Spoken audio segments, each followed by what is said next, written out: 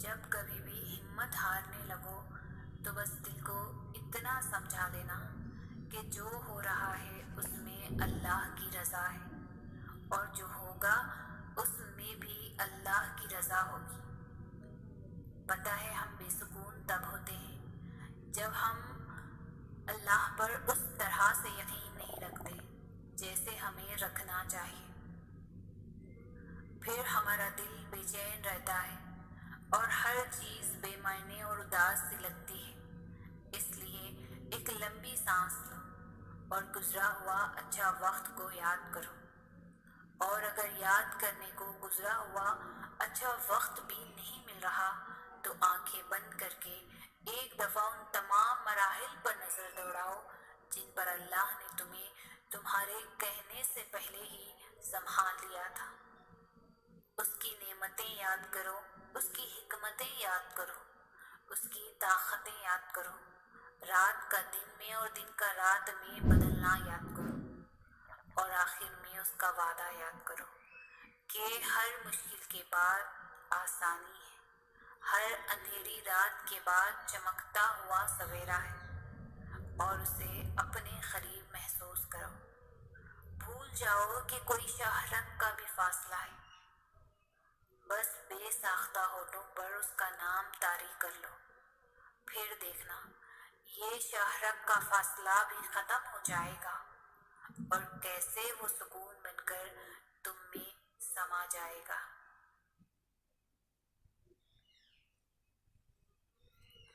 جب ہم اللہ سے دور چلے جاتے ہیں تب وہ ہمیں اذیت یا دکھ نہیں دیتا، بس ہمیں خالی کر دیتا ہے، خود سے خالی۔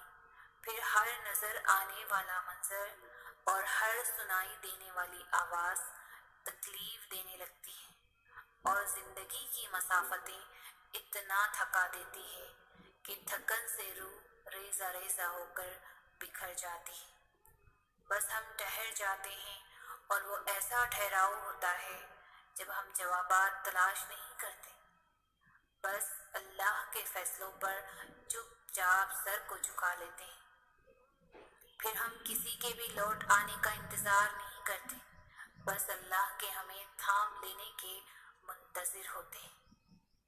پھر صبح کے اجالوں سے کوفت ہونے لگتی ہے، اور رات کی تاریکیوں میں ہم سکون تلاش کر لیتے ہیں، اور جب یہ ٹوٹا ہوا دل اللہ سے جا لگتا ہے تو وقت تہجد آنکھ نہیں لگا کرتی، پھر تو بس اللہ سے ملاقات کی تڑپ رہتی ہے، ایسی تڑپ جس میں الجھن اور بے چینی نہیں ہوتی، اور جب زار زار بہتی ہوئی آنکھیں اس سے مدد مانگتی ہے تو وہ اس بے جان روح کو خود سے بھر کر ہمارے خالی پن میں ایک نئی زندگی پھونک دیتا ہے۔ جو دل ٹوٹ کر تہجد کے سجدوں میں اللہ کو پالے وہ پھر کسی کو کھونے سے نہیں ڈرتا۔ انسان کی محبت تو کمزور کرتی ہے، لیکن اللہ کی محبت ہمیں پھر سے مضبوط بنا دیتی ہے، بہت نڈر۔ جو دن کی رونقوں میں کھو جائیں انہیں رات کی تنہائیوں میں مانگی گئی دعائیں واپس لے آتی ہیں۔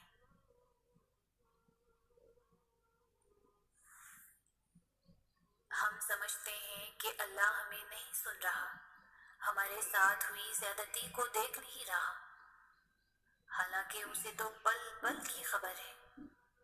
اللہ ہر بات کا، ہر زیادتی کا جواب دیتا ہے، اور اس کا جواب جب آتا ہے تو سوال ختم ہو جاتے ہیں، مگر وہ جواب بس تب دیتا ہے جب ہم کسی کی زیادتی پر صبر کر لیتے ہیں، جب ہم خاموش ہو جاتے ہیں۔ ہاں، وقتی طور پر ہمیں اس کی مصلحتیں سمجھ نہیں آتی، لیکن وقت گزرنے کے ساتھ ساتھ سب سمجھ آنے لگتا ہے۔ وہ نہ سمجھ میں آ سکتا ہے اور نہ تصور میں لایا جا سکتا ہے۔ اس کی رحمتیں، اس کا غضب اس کی پہچان ہے، اور سب سے بڑھ کر یہ کہ اس کی محبت کی کوئی مثال نہیں۔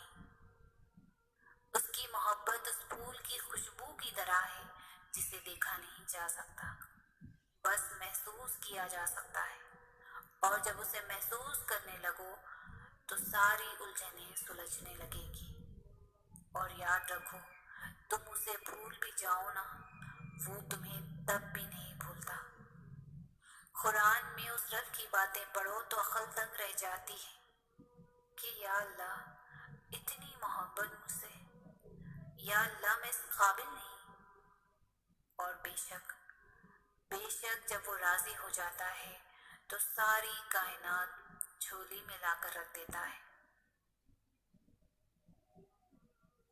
اللہ تم سے بہت محبت کرتا ہے، وہ تمہیں ہر اس لمحے میں سنتا ہے جب تمہیں خود بھی تمہاری آواز نہیں سنائی دیتی۔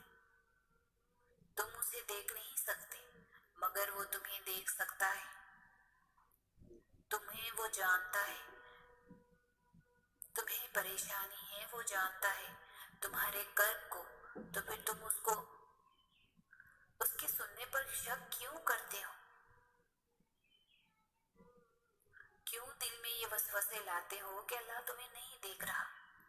جو چیز تمہیں اللہ کے سوا کوئی نہیں دے سکتا، اسے انسان سے کیوں مانگتے ہو؟ جس یقین کا حقدار اللہ کے سوا کوئی نہیں، وہ یقین انسان پر کیوں رکھتے ہو؟ میں نے تو کبھی سوچا ہی نہیں تھا کہ صبر کا صلہ اتنا خوبصورت بھی ہو سکتا ہے کہ بدلے میں صلہ دینے والا ہی مل جائے۔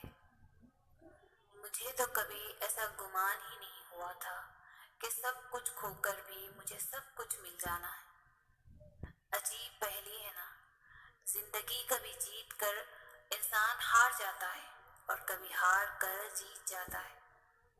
مجھے لگتا تھا کہ جیت جانے کا مطلب اپنی من پسند چیز حاصل کر لینا ہے، مگر اب مجھے سمجھ آئی کہ اپنی من پسند چیز ہار کر اللہ کو پا لینا ہی اصل جیت ہے۔